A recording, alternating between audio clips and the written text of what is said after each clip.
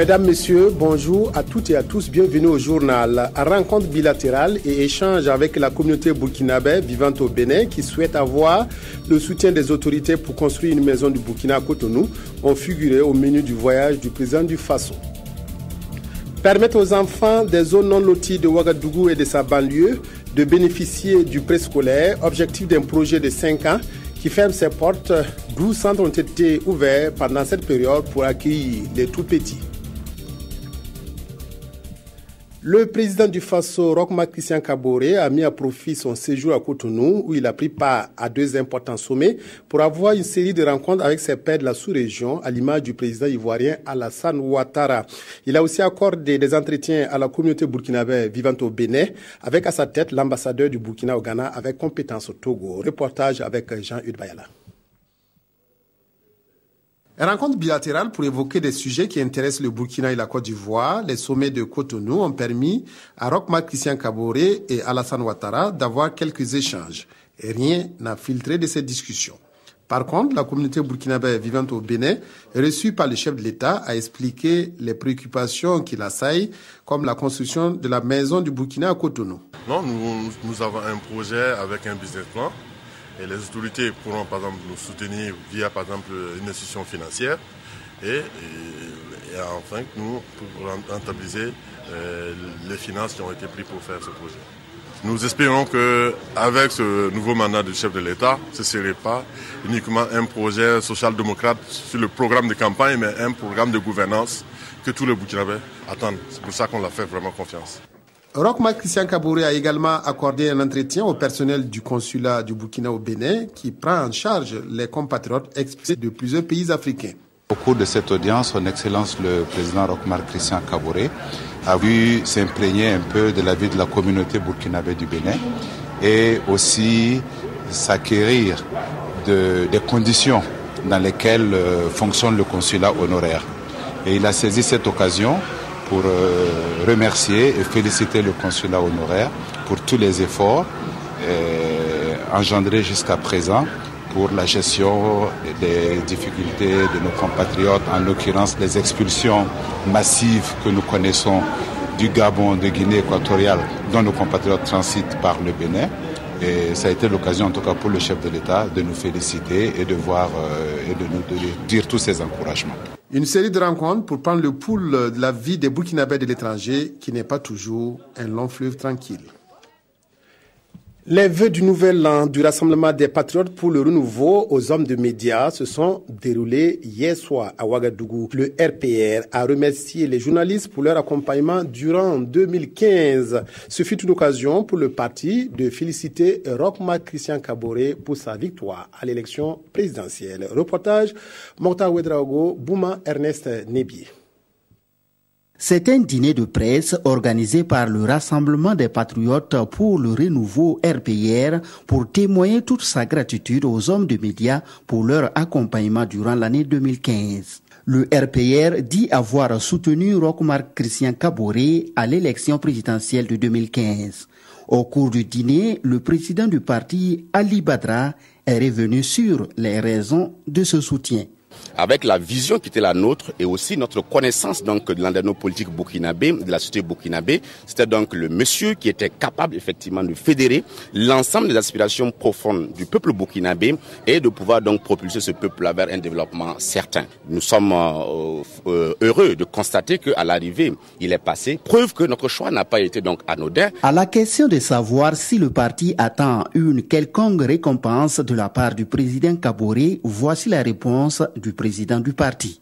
Si son excellence M. Roch Marc Christian Kaboré estime, avec donc le Premier ministre nouvellement élu, que je profite également de vos micros et caméras pour saluer, s'ils estiment que au niveau du RPR, pour effectivement conduire un secteur ministériel, nous n'allons pas hésiter un instant. Mais nous disons que au jour d'aujourd'hui, notre souci c'est quoi? Que tous ceux qui seront appelés au gouvernement, à commencer par le président du Faso lui-même, qu'ils puissent voir l'intérêt supérieur de la nation. Le RPR est un jeune parti créé en 2015.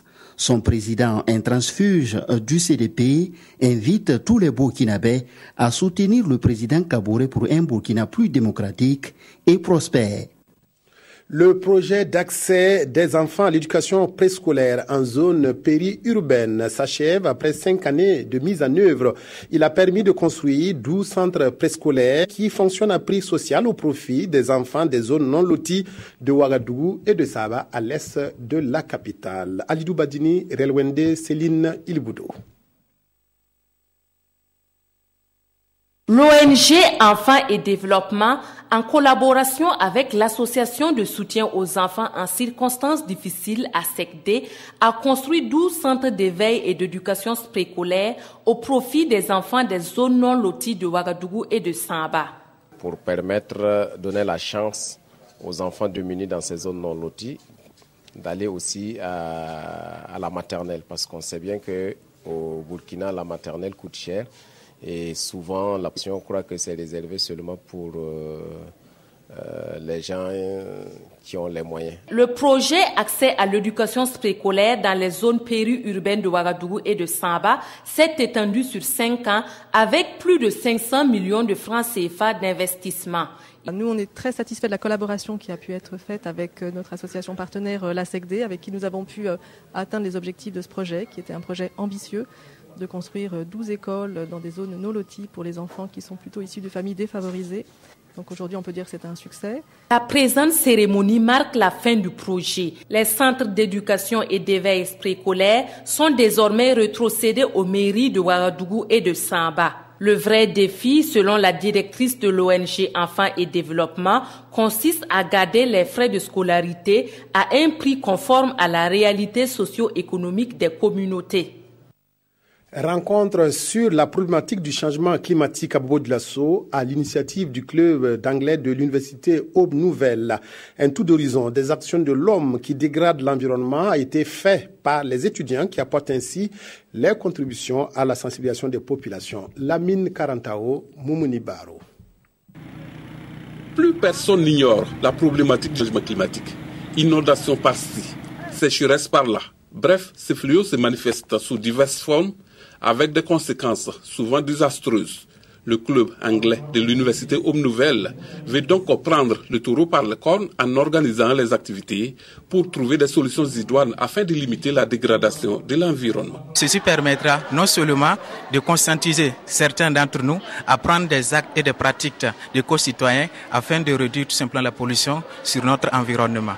L'environnement, nous devrons tous la protéger pour le bien-être de cette génération présente et aussi pour la génération future.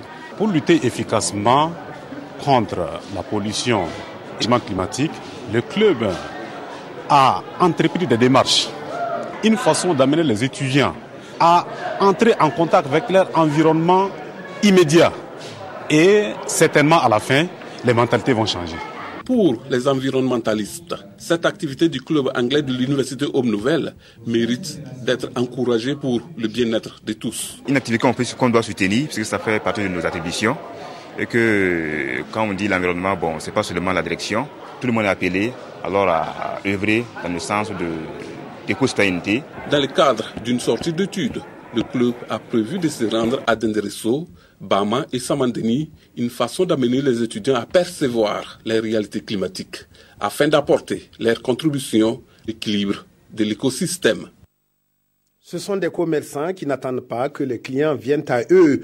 Les marchands ambulants se comptent par milliers au Burkina. Combien de kilomètres faut-il avaler par jour pour arriver à se faire de bonnes affaires? Les difficultés ne manquent pas pour garder la forme et contribuer au développement de l'économie nationale. Le dossier signé Roger Kam, Ismaël Dioloma Sirima.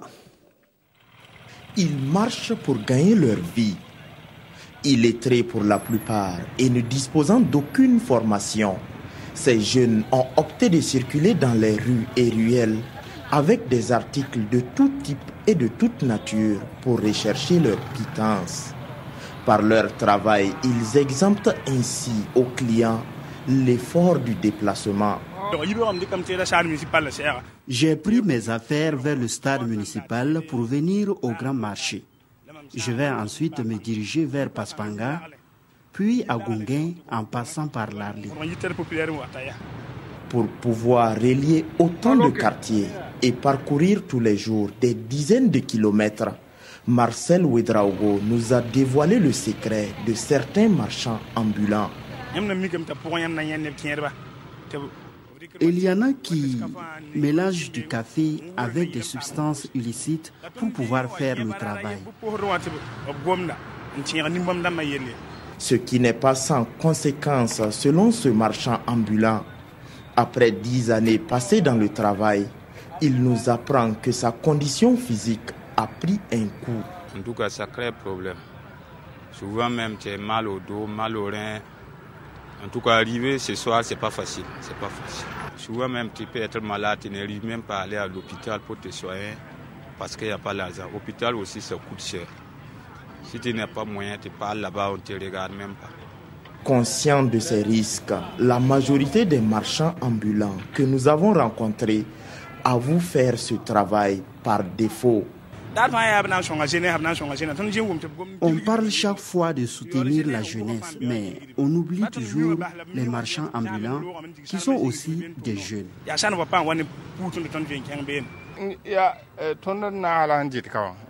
Je pousse cette charrette pour nourrir 4 personnes. Je fais ça parce que je n'ai pas un autre boulot et aussi parce que je ne suis pas allé à l'école. Quant à combien peut gagner un marchand ambulant par semaine ou par mois, tous sont unanimes. Les gains sont aléatoires. Le premier essai politique du romancier burkinabé Adama Amadé Sigiré vient de paraître. Dans Blaise Compaoré, Le règne d'un ange, parole d'un insurgé, l'auteur exprime sa colère contre le régime déchu les 30 et 31 octobre 2014 et rend hommage aux martyrs tombés pour la liberté et la démocratie. Amado Ilboudo Mounirakere. Blaise Compaoré, Le règne d'un ange, parole d'un insurgé est le premier essai politique de Adama Amadé Sigiré.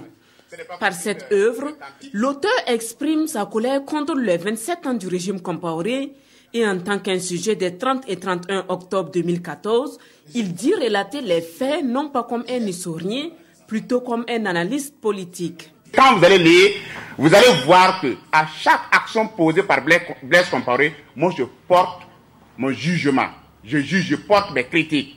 Comment je vois ça?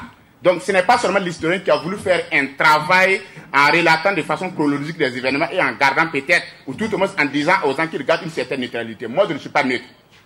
À l'image de Norbert Zongo et de Nazi Boni, Adama Amadé Sigiré se définit comme un écrivain engagé.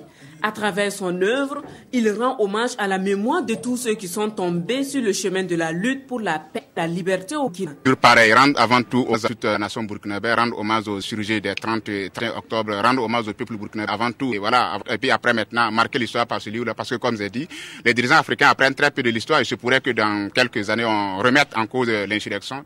Adama Amadé Sigiré est aussi l'auteur de 3 romans.